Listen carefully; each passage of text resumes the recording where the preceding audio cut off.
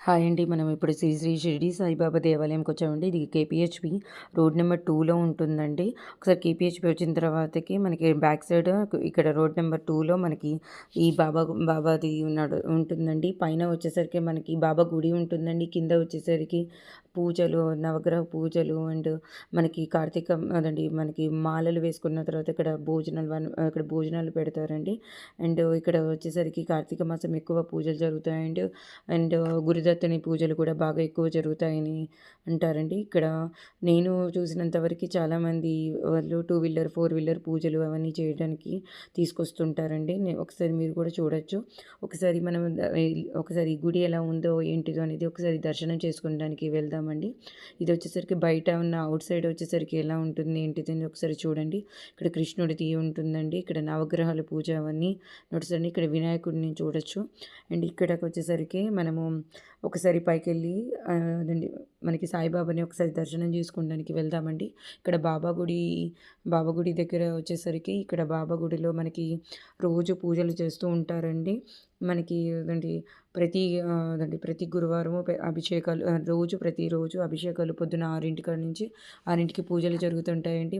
మధ్యాహ్నం హారతి, ఈవినింగ్ హారతి అలా పొద్దున 6కి, మధ్యాహ్నం 12:30కి అండ్ ఈవినింగ్ 6 మనకి హారతి నడుస్తుంటుందండి. ఒకసారి మనం దర్శనం చేసుకోవడానికి వెళ్దాము. ఒకసారి దర్శనం చేసుకుందామండి. సో, లోపలికి వచ్చిన తర్వాత మనకి ఇక్కడ మనం చూడొచ్చు. మనకి ఎంట్రన్స్ వచ్చిన తర్వాత ఇక్కడ మనకి పూజకి సంబంధించిన ఏమైనా తీసుకోవాలంటే ఇక్కడ తీసుకోవచ్చండి. అలానే ఇక్కడ పళ్ళకి అదండి పాన్పు బాబాని కోసం అని చెప్పి ఇక్కడ వేశారండి. కొంచెం అది కూడా మనకి పాన్పుది కూడా చూడొచ్చండి. మనకి రైట్ సైడ్ వచ్చేసరికి వినాయకుడు అండ్ బాబా విగ్రహాన్ని దర్శించుకోవచ్చండి. ఇక్కడ ఈవినింగ్ టైంలో బాగా పూజలకి జనం అందరూ వస్తూ ఉంటారండి. ఒకసారి బాబాని దర్శనం చేసుకోవచ్చండి.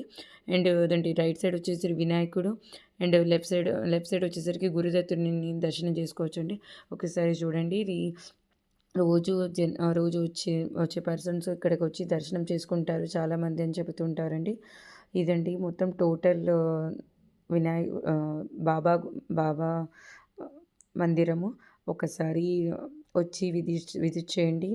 దగ్గరగా ఉన్న వాళ్ళైతే please like and share and subscribe the channel.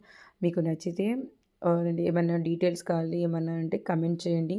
ఏమన్నా డిస్క్రిప్షన్లో డీటెయిల్స్ మెన్షన్ చేస్తాను. Thanks for watching. ఒకసారి మీరు బయటకు వచ్చిన తర్వాత ఇది అండి బ్యాక్ సైడ్ ఎలా ఉంటుంది ఏంటిది అనేది ఒకసారి మీరు చెక్ చేసుకోవచ్చు.